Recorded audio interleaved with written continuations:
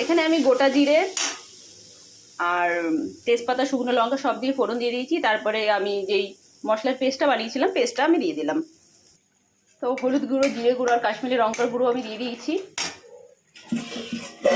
আমি এর মধ্যে চিকেনটাকে অ্যাড করে দিলাম।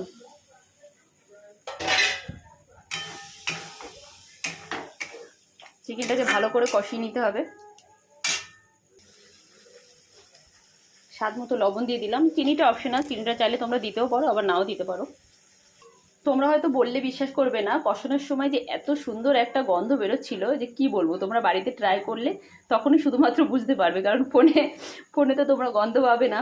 তো মনে হচ্ছিল আর দেরি না করে আমি এখনই খাওয়া শুরু করে দিই, বাট আরও একটুখানি কিছু বাকি আছে। তো চলো।